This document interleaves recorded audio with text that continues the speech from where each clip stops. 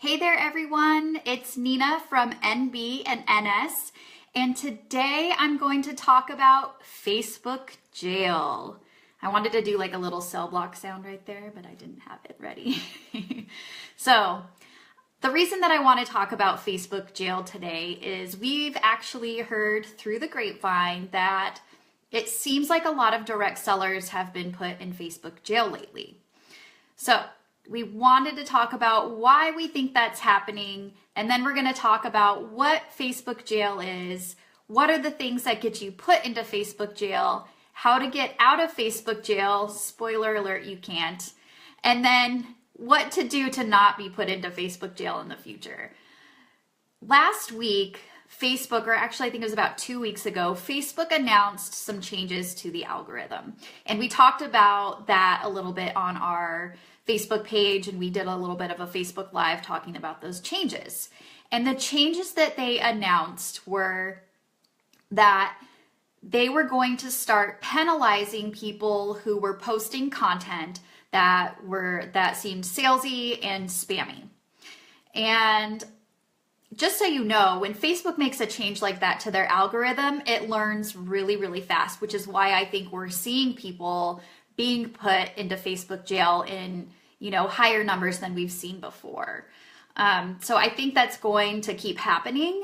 And the reason Facebook does this is they want to keep Facebook as a platform that people want to use. So there are new platforms, social platforms coming out every day. We've seen Snapchat explode in popularity, and then in turn, we've seen Facebook integrate some of the features of Snapchat into Instagram, and even I've seen stuff coming out on Facebook.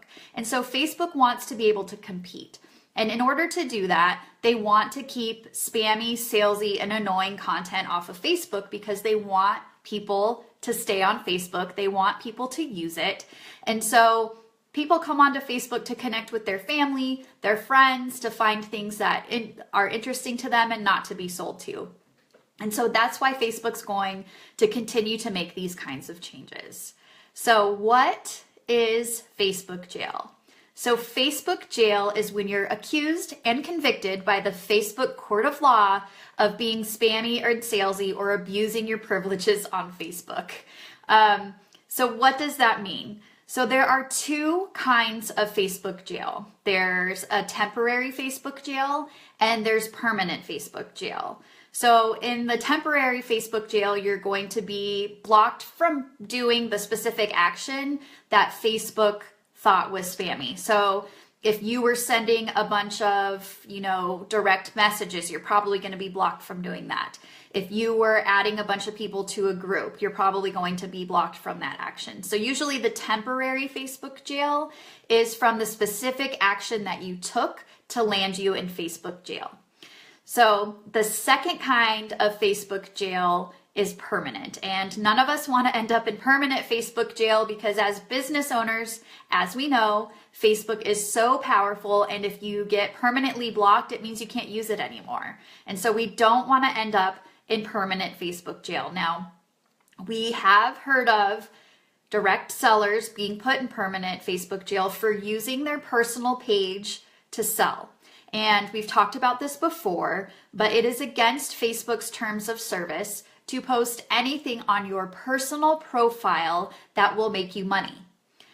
And we talk about, we have a couple blog posts and a couple Facebook Lives that we've done, so check them out, that talk about, it is okay to talk about your business on your personal page from time to time. You just need to do it in a way that's appropriate for the medium. So if you want to sell, you need to have a business page in order to sell. So that will land you in permanent Facebook jail land, which none of us want to happen.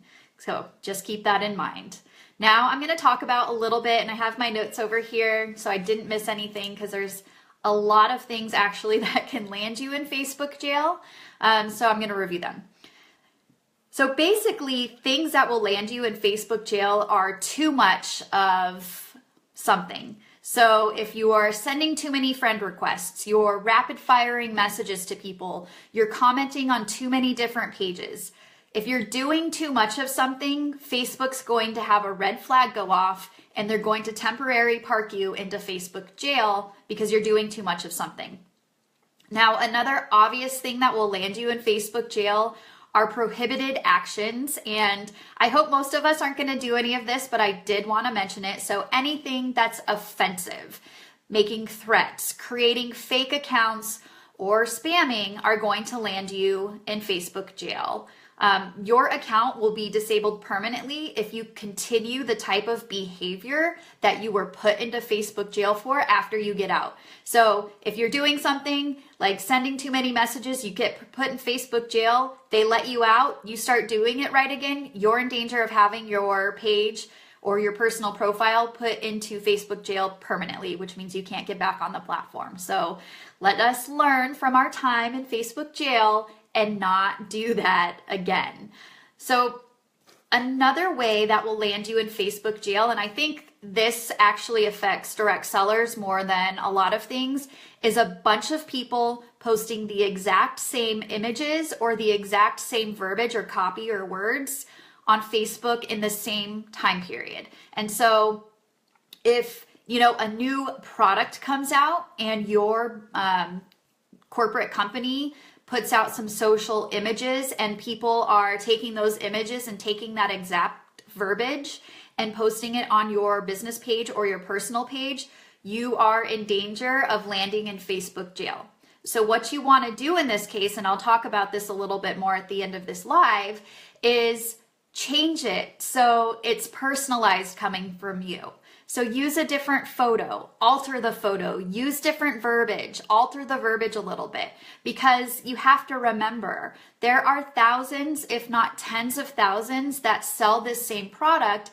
And I get you're totally excited when your company comes out with a new product and you want to share it with your customers. I get that, but do it in a way that is coming from you. It's authentic. It's personally branded, so you should be using your personal brand, and it's presented in your own way. I've said this before, but you are not your corporate brand. You are your own personal brand. So put your personal spin on it so that you don't land in Facebook jail. And then another thing that will land you in Facebook jail is posting links to your Facebook page or your website on too many other Facebook pages. And then using tools that auto post. Now, this gets a little hairy because there are tools out there that I like that I think are great. I personally don't like using too many API tools, which means it's a separate tool than Facebook, but it posts to Facebook for me. I don't like using those. I like using the native tools that are available, because you never know when, one, Facebook's going to cut off API access, or two, for some reason you get blocked for using that. So you can use some scheduling tools, and I think it's okay used sparingly. I get it. We don't have time to be on these channels or Instagram and Facebook and Twitter all at the same time, but at the same time you want to be using them carefully. Okay. So how not to get put into Facebook jail? My first thing, and this is something I preach everywhere, is just don't be spammy. Don't be salesy. We need to be creating content that is authentic, that's adding value, and that's unique. And so don't copy other people's content. Don't use just the stuff that your brand puts out. Put your own personal spin on it and make sure that it's yours. Keeping business and personal separate.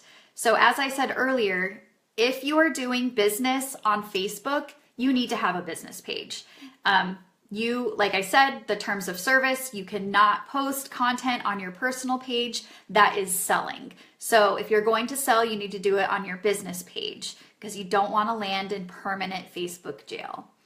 Now, something else is you can only have one personal page. So one human gets one Facebook personal page. You can have multiple business pages, but only one personal page. Like I said, you want to create content that's authentic, that's original, that's personally branded. You don't want to be a copy of everything else out there. Keep your profile up to date. So on your personal profile and your business profile, make sure your website is up to date, your contact information's up to date, because that will show Facebook that, you're not just a bot that created a fake page and is just blowing out spamming everywhere. Thank you, Kyle. but that you are a real human, you are a real business, and you keep your information up to date. So the more that they think that you're actually a real person doing real business on the platform, then you're less likely to end up in Facebook jail. And then you want to keep your account from being hacked. Change your password, make sure that you're not giving people access to your pages that you don't trust, and make sure that your password is a difficult password to find. It shouldn't be your kid's name or your address or something like that. Now, I did want to specifically talk about Facebook parties and how Facebook parties can land you in jail and what to do not to get in Facebook jail while you're running a Facebook party, because that is so frustrating.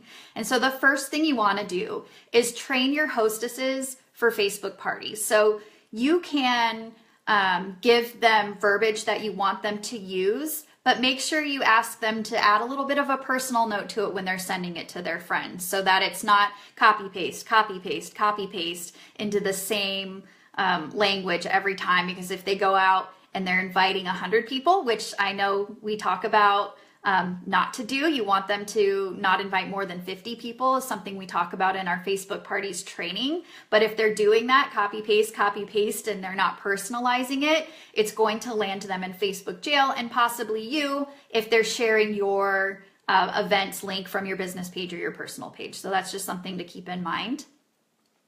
You want to vary your content from party to party. So in our Facebook parties course, we have 2 different parties that we recommend. We have a short form party, and then we have a longer form party. And we do give you a script where you can add your own images and your own verbiage. But we talk about how you can use this and you can replicate it, which makes it easier when you're hosting, quite a few parties every month. But maybe mix it up a little bit or create some extra posts so you can change them up. Because if, let's say you're running, 2 parties a day, a couple times a week, and you're posting that content over and over again, Facebook may flag that as spammy and land you in Facebook jail, which means you can't do the rest of your Facebook parties that week, which would be devastating. So make sure that you're able to kind of plug and play that content. So, if you have a seasonal content piece in there, which we recommend, maybe create 3 that you can change out that week if you have a bunch of parties coming up.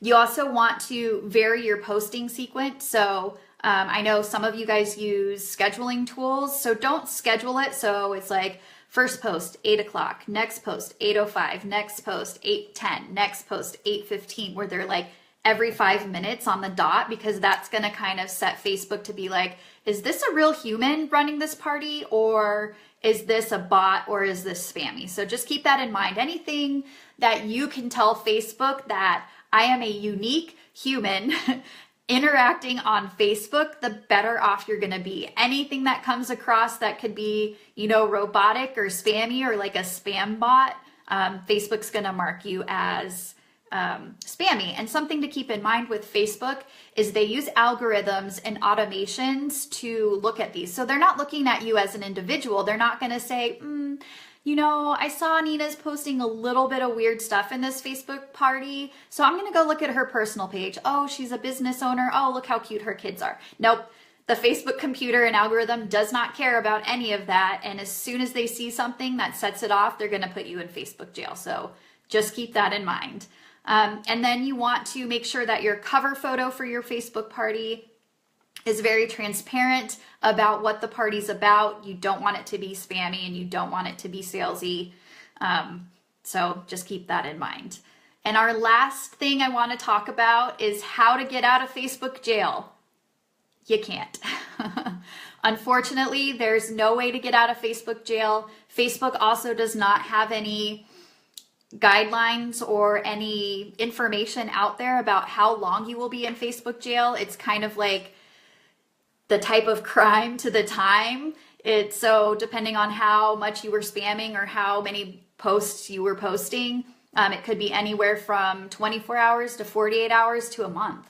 And so you can't get out of Facebook jail. So you want to stay out of Facebook jail in the first place. Facebook does publish their terms of service. So you want to read that and just kind of make sure that everything you're doing on Facebook is in the realm of of meeting their terms and service and what you agree to by using the platform. So ultimately, our advice is create your own content, be authentic, be helpful, don't be spammy, don't be salesy. You know, we have a lot of information about how to create original content. We have a free course on how to create original content. It's really awesome. It has 3 lessons.